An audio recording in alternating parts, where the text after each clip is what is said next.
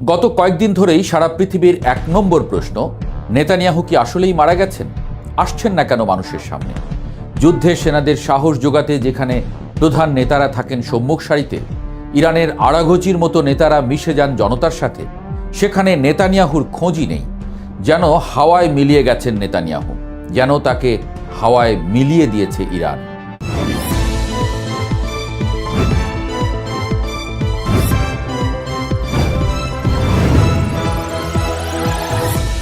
আর পারা যাচ্ছিল না। তাই নেতানিয়াহু যে বেঁচে আছেন তা বোঝাতে সামাজিক যোগাযোগ মাধ্যমে ভেসে এলো নেতানিয়াহুর ভিডিও।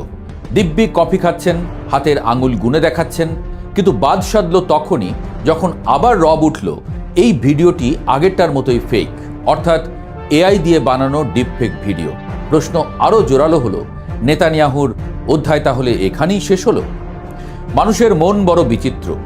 একবার যখন সে সন্দেহ করতে শুরু করে, তখন পৃথিবীর কোনো যুক্তিতেই সেই সন্দেহ সহজে দূর করা যায় না। ইসরায়েলের প্রধানমন্ত্রীর কার্যালয় থেকে ঘটা করে বিবৃতি দেওয়া হলো, এসব ভুয়া খবর, প্রধানমন্ত্রী ভালো আছেন।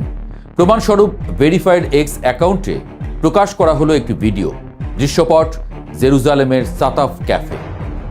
নেতানিয়াহু সেখানে কফি অর্ডার করছেন। বিক্রেতা কফি এগিয়ে দিলে তিনি চমৎকার ভঙ্গিতে বলছেন, দারুণ, ধন্যবাদ। নিজের মৃত্যুর গুঞ্জন নিয়ে রীতিমতো কৌতুক করছেন তিনি। বাঁ ও ডান হাতের আঙ্গুল গুনে দেখাচ্ছেন যে তিনি দিব্যি বেঁচে আছেন। কিন্তু ওই যে বললাম, মানুষের মন বড় বিচিত্র। মানুষ রায় দিয়ে দিচ্ছে ভিডিওটি ফেক, যদিও ইসরায়েল দাবি করছে ভিডিওটি আসল।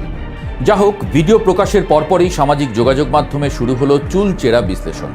সাধারণ মানুষ তো বটেই, খোদ এক্সের কৃত্রিম বুদ্ধিমত্তার চ্যাটবট গ্রোকো জানিয়ে দিল যে এটি শতভাগ নিশ্চিত একটি এআই বা ডিপফেক। মানুষ ফ্রেম ধরে ধরে ভুল বের করতে শুরু করলো। কেউ দেখালো জাদুকরি পকেট, কেউ দেখালো কফির কাপটা মধ্যাকর্ষণ শক্তিকে বুড়ো আঙুল দেখিয়ে শূন্যে ভাসছে। আরেকজন তো ছবি জুম করে দেখিয়ে দিল কফির দিকে তাকাতেই নেতানিয়াহুর মুখের আকার গোলাকার থেকে হঠাৎ ডিম্বাকৃতি হয়ে গেল।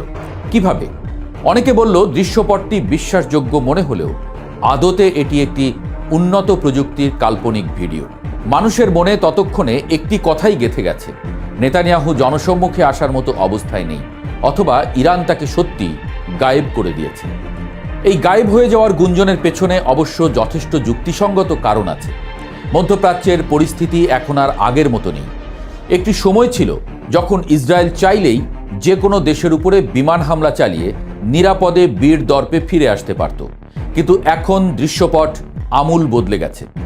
ইরান নামক রাষ্ট্রটি এখন আর কেবল বিবৃতি, জাতিসংঘে নালিশ বা নিন্দার মধ্যেই নিজেদের সীমাবদ্ধ রাখেনি। 16ই মার্চ পর্যন্ত ইরান মধ্যপ্রাচ্যের মানচিত্রে যেখানে যেখানে হামলা চালিয়েছে তার বর্ণনা শুনলে পিলে চমকে যাওয়ার জোগাড় হয়। ইসরায়েলের ভেতরে অত্যন্ত সুরক্ষিত সামরিক ঘাঁটিগুলোতে সরাসরি আঘাত হেনেছে ইরানের ব্যালিস্টিক মিসাইল ও ড্রোন। শুধু ইসরায়েলের মূল ভূখণ্ড নয়, ইরাক, সিরিয়া এবং লেবানন সীমান্তে থাকা ইসরায়েলি গুপ্তচর চৌকি এবং বেশ কয়েকটি গোপন মার্কিন ঘাঁটিতেও একের পর এক নিখুঁত হামলা চালিয়েছে তেহরান। ইসরায়েলের আকাশে এখন প্রতি রাতেই এক ভীতিকর সাইরেন বেজে ওঠে। তাদের বিখ্যাত আয়রন ডোম বা ডেভিড স্লিংয়ের মতো আধুনিক আকাশ প্রতিরক্ষা ব্যবস্থাগুলো যেন হঠাৎ করেই অকেজো হয়ে পড়েছে। ঝাঁকে ঝাঁকে আসা ড্রোন আর হাইপারসনিক মিসাইলের সামনে তারা পুরোপুরি অসহায়। ইসরায়েলের দিকে ধেয়ে আসা ইরানের এই ভয়ঙ্কর হামলা ইসরায়েল কোনোভাবেই ঠেকাতে পারছে না। সাধারণ মানুষের মনে তাই প্রশ্ন জাগাই স্বাভাবিক, যে দেশের আকাশ এতটা অরক্ষিত, সেই দেশের দুর্দণ্ড প্রতাপশালী প্রধানমন্ত্রী কি সত্যিই নিরাপদে আছেন? এখন প্রশ্ন হলো, পরিস্থিতি এই পর্যায়ে এলো কিভাবে? ইসরায়েল এবং যুক্তরাষ্ট্র আসলে শুরু থেকেই বেশ কিছু মারাত্মক ভুল করে এসেছে, যার খেসারত তাদের এখন দিতে হচ্ছে।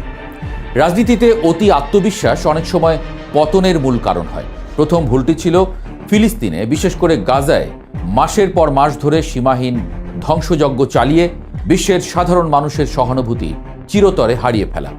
এরপর যখন তারা দামেস্কে ইরানি কনসুলেটে বা অন্যত্র ইরানের শীর্ষ সেনা কর্মকর্তাদের একের পর এক হত্যা করতে শুরু করলো, তখন তারা ভেবেছিল ইরান হয়তো আগের মতোই শুধু কঠিন প্রতিশোধের ফাঁকা বুলি আউড়ে চুপ হয়ে যাবে। এই হিসাবের বড় ধরনের গরমিলে আজ তাদের চরম মূল্য চোকাতে হচ্ছে। তারা বুঝতে পারেনি যে দশকের পর দশক ধরে ইরান ছায়াযুদ্ধের যে জাল বিছিয়েছে এবং অ্যাক্সিস অফ রেজিস্ট্যান্স তৈরি করেছে তা এখন সরাসরি যুদ্ধে রূপ নিতে প্রস্তুত। যুক্তরাষ্ট্র ভেবেছিল তাদের বিশাল বিমানবাহী রণতরীগুলো ভূমধ্যসাগরে বা লোহিত সাগরে ভাসিয়ে রাখলেই ইরান ভয় পেয়ে গুটিয়ে যাবে, কিন্তু বাস্তবে ইরান তাদের এই প্রথাগত ভীতি প্রদর্শনের কৌশলকে থোড়াই কেয়ার করেছে। পশ্চিমারা এখন রীতিমতো আতঙ্কে দিন পার করছে। ইউরোপের বড় বড় দেশগুলো যারা এতদিন ইসরায়েলের আত্মরক্ষার অধিকারের কথা বলে গলা ফাটিয়েছিল, তারা এখন হঠাৎ করেই সুর নরম করেছে। তারা স্পষ্ট বুঝতে পারছে যে মধ্যপ্রাচ্যে একটি সর্বাত্মক যুদ্ধ শুরু হলে তার আঁচ সরাসরি ইউরোপের গায়ে এসেও লাগবে। তারা এখন দুই পক্ষকেই শান্ত হওয়ার আহ্বান জানাচ্ছে। পশ্চিমারা এখন এক অদ্ভুত দোটানায় ভুগছে। তারা ইসরায়েলকে বাঁচাতে চায় ঠিকই, কিন্তু ইরানের মতো একটি অপ্রতিরোধ্য শক্তির সাথে সরাসরি যুদ্ধে জড়িয়ে পড়ার সাহস বা সামর্থ্য কোনোটাই এখন তাদের নেই। তো পশ্চিমা নিষেধাজ্ঞার জাঁতাকলে পিষ্ট একটি দেশ কিভাবে এত উন্নত সামরিক প্রযুক্তি তৈরি করল? এর উত্তর লুকিয়ে আছে তাদের অসীম ধৈর্য এবং নিজস্ব প্রযুক্তির উপর অটল নির্ভরতার মধ্যে। দশকের পর দশক ধরে মাটির নিচে পাহাড়ের গুহায় তারা তৈরি করেছে বিশাল সব মিসাইল কারখানা। বিপরীত প্রকৌশল বা রিভার্স ইঞ্জিনিয়ারিংয়ের মাধ্যমে তারা নিজেদের ড্রোন প্রযুক্তিকে এমন এক উচ্চতায় নিয়ে গেছে যে আজ পরাশক্তিরাও তাদের কাছ থেকে সামরিক ড্রোন কিনতে আগ্রহী। পাশাপাশি বিশ্ব রাজনীতিতে মেরুকরণের কারণে তারা রাশিয়া এবং চীনের মতো পরাশক্তির কাছ থেকে নিরবচ্ছিন্ন কৌশলগত সহায়তা পেয়ে আসছে। ফলে সামরিক শক্তিতে তারা এখন মধ্যপ্রাচ্যের অঘোষিত গেম চেঞ্জার। ইসরায়েল ও যুক্তরাষ্ট্র এই দুই পরাক্রমশালী দেশ মিলেও ইরানের সাথে পেরে উঠছে না। এটি যেন এই শতাব্দীর অন্যতম বড় বিস্ময়। যুক্তরাষ্ট্রের মতো একটি সুপার পাওয়ার আজ কেন এতটা বিব্রত? কারণ হলো তারা এখন একসঙ্গে বহু ফ্রন্টে যুদ্ধে জড়িয়ে পড়েছে এবং নিজেদের সামর্থ্যের বাইরে পা বাড়িয়েছে। একদিকে ইউক্রেনকে কাঁড়ি কাঁড়ি অস্ত্র দিয়ে বাঁচাতে গিয়ে নিজেদের অস্ত্রভাণ্ডার খালি হচ্ছে, অন্যদিকে তাইওয়ান নিয়ে চীনের সঙ্গে স্নায়ুযুদ্ধ চালিয়ে যাচ্ছে। এর মধ্যে মধ্যপ্রাচ্যে নতুন করে সর্বাত্মক যুদ্ধে জড়ানোর মতো লজিস্টিক বা সামরিক রসদ তাদের মজুদে নেই। পরিস্থিতি এতটাই বেগতিক যে যুক্তরাষ্ট্র এখন মিত্রদের কাছে সাহায্য চাইছে, কিন্তু মিত্ররা সরাসরি তাকে ফিরিয়ে দিচ্ছে। এরই মধ্যে পশ্চিমাদের গোঁদের উপর বিস্ফোরার মতো হাজির হয়েছে হরমুজ প্রণালী সংকট। ইরান খুব নীরবে বিশ্বের সবচেয়ে গুরুত্বপূর্ণ এই নৌপথে মাইন পেতে রেখেছে বলে খবর ছড়িয়ে পড়েছে। এই একটি প্রণালী দিয়ে বিশ্বের প্রায় 20% জ্বালানি তেল পরিবাহিত হয়। এই পথ বন্ধ হয়ে যাওয়া মানে বিশ্ব অর্থনীতির হৃৎপিণ্ড সাময়িকভাবে স্তব্ধ হয়ে যাওয়া। তেলের বাজার কি শান্ত হবে? এই প্রশ্নের উত্তর আপাতত না। আন্তর্জাতিক বাজারে জ্বালানি তেলের দাম ইতোমধ্যে আকাশ ছুঁতে শুরু করেছে। হু হু করে বাড়ছে জাহাজের বীমা ও পরিবহন খরচ, আর তার সরাসরি প্রভাব পড়েছে প্রতিটি দেশের নিত্য প্রয়োজনীয় জিনিসপত্রের উপর। যুদ্ধ শুধু মধ্যপ্রাচ্যে হচ্ছে, কিন্তু তার উত্তাপ ছড়াচ্ছে সারা বিশ্বের সাধারণ মানুষের রান্নাঘরে। পৃথিবীতে কোনো সাম্রাজ্যই চিরকাল টিকে থাকে না। একসময় রোমান সাম্রাজ্যের পতন হয়েছিল, ব্রিটিশ সাম্রাজ্যেও সূর্য ডুবেছে। ইসরায়েল এবং যুক্তরাষ্ট্রের বর্তমান এই অসহায়ত্ব দেখে অনেকের মনেই প্রশ্ন জাগছে, মধ্যপ্রাচ্যে পশ্চিমা আধিপত্যের কি তবে অবসান ঘটতে চলেছে? নেতানিয়াহু অধ্যায় শেষ হলো কিনা তা হয়তো আগামী কয়েকদিনের মধ্যেই পরিষ্কার হয়ে যাবে।